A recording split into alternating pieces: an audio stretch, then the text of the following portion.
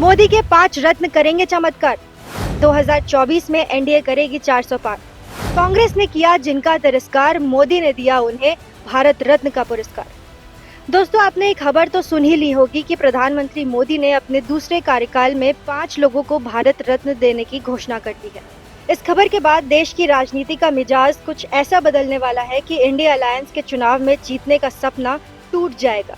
आप तो जानते हैं कि मोदी के मास्टर स्ट्रोक का जवाब नहीं है, और अगर आप गौर से देखेंगे कि मोदी ने पिछले कुछ दिनों में ही जिन 5 महापुरुषों को भारत रत्न देने की घोषणा की है, इसके अंदर 2024 के लोकसभा चुनावों की पूरी रणनीति छिपी हुई है। बस आप आईऑन भारत के इस विश्लेषण को आखिर तक देखिए, आपको पता चल जाएगा कि कैसे मोदी ने इन 5 भारत रत्नों की घोषणा कर कांग्रेस और विपक्षी दलों के सारे मंसूबों पर पानी फेर दिया। मोदी ने इस साल भारत रत्न देने की शुरुआत जननायक कर्पूरी ठाकुर से की। कर्पूरी ठाकुर ओबीसी वर्ग के एक महान नेता रहे हैं।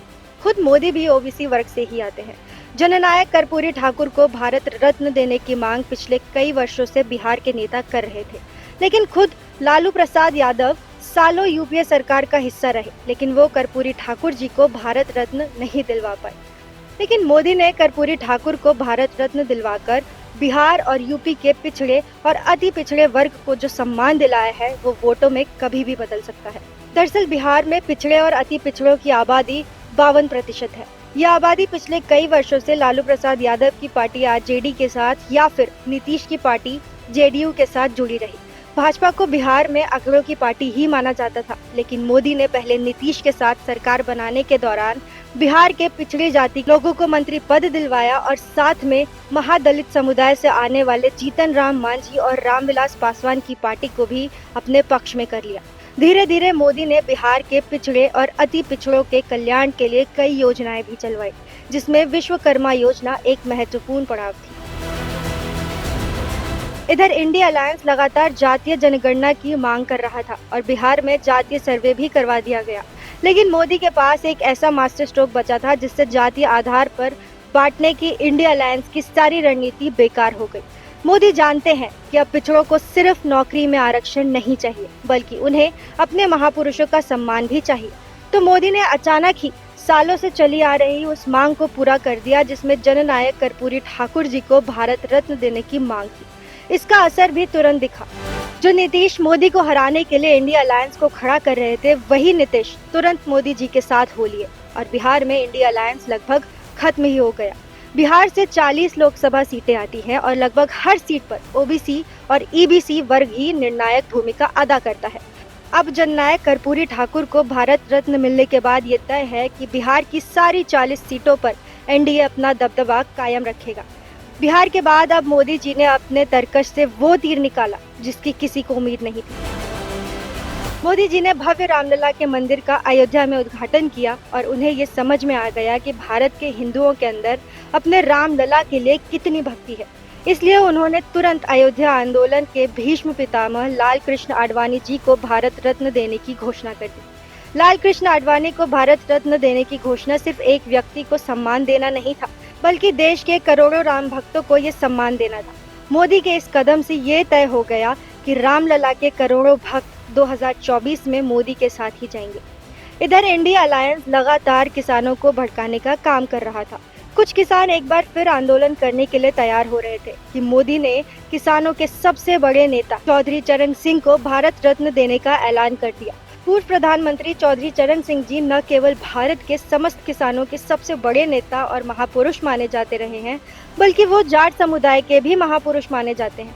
हाल के दिनों में ही बीजेपी और चौधरी चरण सिंह जी के पौत्र जयंत चौधरी के बीच नजदीकियां बढ़ने की खबरें भी आ रही हैं। मोदी जी ने चौधरी चरण सिंह जी को भारत रत्न देकर न केवल जाटों और किसानों का स्वाभिमान बढ़ाया, बल्कि इंडिया अलायंस से जयंत चौधरी के निकलने की हिचकिचाहट को भी खत्म कर दिया। आने वाले कुछ ही दिनों में आपको ये खबर मिल सकती है कि जयंत चौधरी ने इंडिया अलायंस से नाता तोड़कर एनडीए का दामन थाम लिया है। मोदी ने न केवल चौधरी चरण सिंह जी को ही भारत रत्न देने की घोषणा की, बल्कि उन्होंने कृषि वैज्ञानिक और हरित क्रांति के जनक एमएस स्वामीनाथन जी को भी भारत रत्न देने की घोषणा कर दी है।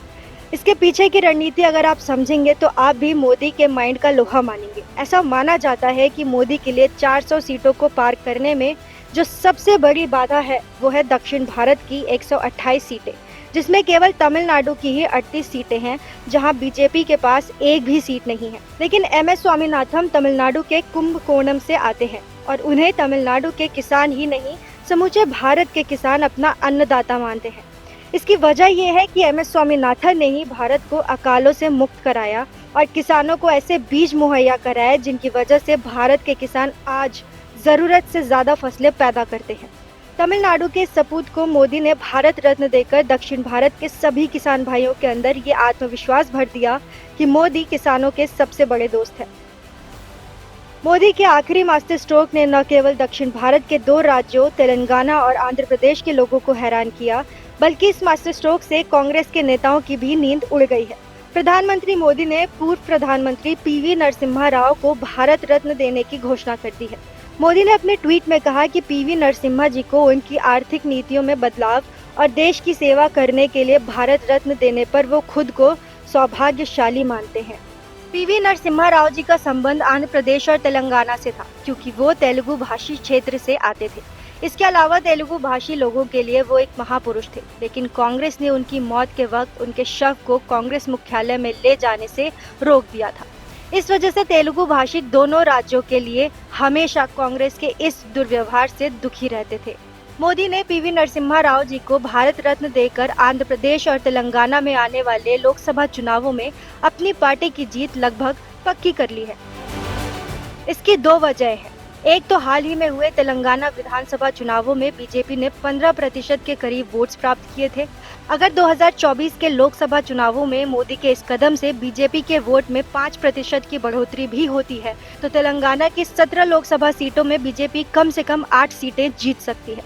इसके अलावा आंध्र प्रदेश में भी बीजेपी को इससे फायदा होगा। मोदी ने इसके अलावा ये संदेश भी दिया है कि देश के महापुरुषों के साथ कांग्रेस ने जिस उपेक्षा का व्यवहार किया है, मोदी ही उसे दुरुस्त कर सकते हैं। इसके पहले भी मोदी ने साल 2019 में कांग्रेस के नेता और भारत के राष्ट्रपति रहे प्रणब मुखर्जी को भी भारत रत्न दिया था।